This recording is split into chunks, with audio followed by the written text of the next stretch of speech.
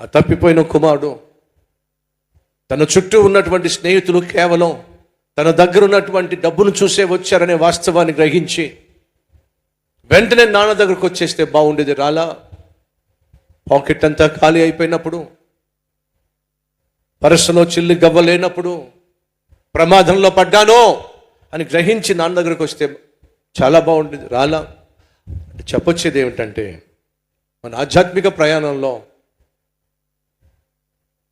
మనం దేవునికి తెలుసో తెలియకో దూరంగా వెళ్ళే ప్రయత్నం చేసిన, సైతాను బహు తెలివిగా నిన్ను శోధనలో పడేసి దేవుని దగ్గర నుంచి నిన్ను దూరంగా లాక్కెళ్ళే ప్రయత్నం చేసిన, అది ప్రమాదము అని గ్రహించినప్పుడు, ఇది నాకు క్షేమం కాదు, నా కుటుంబానికి క్షేమం కాదు, నా భార్యకు నా బిడ్డలకు వారి భవిష్యత్తుకు క్షేమం కాదు అని నీకు అనిపించినప్పుడు, అది దేవుడు నీకు ఇస్తున్న సంకేతం.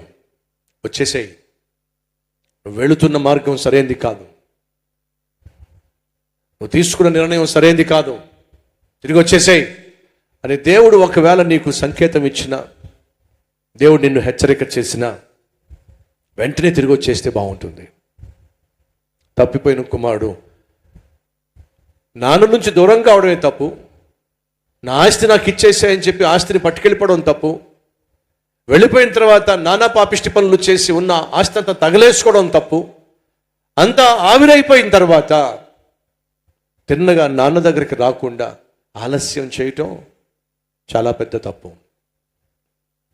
ఆలస్యం చేశాడు కాబట్టేగా గొప్ప కరువు గుండా వెళ్ళాల్సి వచ్చింది, ఆలస్యం చేశాడు కాబట్టేగా ఇబ్బందులు పడాల్సి వచ్చింది, ఆలస్యం చేశాడు కాబట్టేగా ఆకలితో అల్లాడిపోవాల్సి వచ్చింది, ఆలస్యం చేశాడు కాబట్టేగా అక్కడికి ఇక్కడికి వెళ్ళి అడుక్కోవాల్సి వచ్చింది, ఆలస్యం చేశాడు కాబట్టేగా ఆఖరికి పందులను మేపే స్థితి కొనుక్కోవాల్సి వచ్చింది, ఆలస్యం చేశాడు కాబట్టేగా పందులు సహా వెలివేయాల్సి వచ్చింది, ఆలస్యం చేశాడు కాబట్టేగా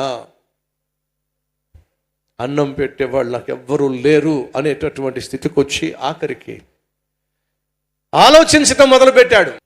ప్రాణం పెట్టిన దేవుని దగ్గరకు వచ్చి క్షమాపణ కోరితే ఎంత బాగుంటుంది.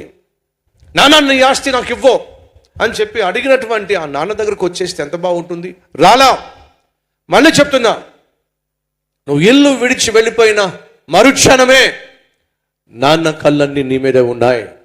దేవునికి నువ్వు దూరం అవడానికి వేసే మొట్టమొదటి అడుగు వేసినప్పుడే పరలోకమందున్న తండ్రి కళ్ళన్నీ నీ మీదే ఉన్నాయి. నువ్వు ఎంత దూరం అయినా సరే ఆయన నిన్నే చూస్తున్నాడు, నీ కొరకే ఎదురు చూస్తున్నాడు. అందులో సందేహము లేనే లేదు. ఎప్పుడు తిరిగి వస్తావా, ఎప్పుడు తిరిగి వస్తావా, ఎప్పుడు తిరిగి వస్తావా.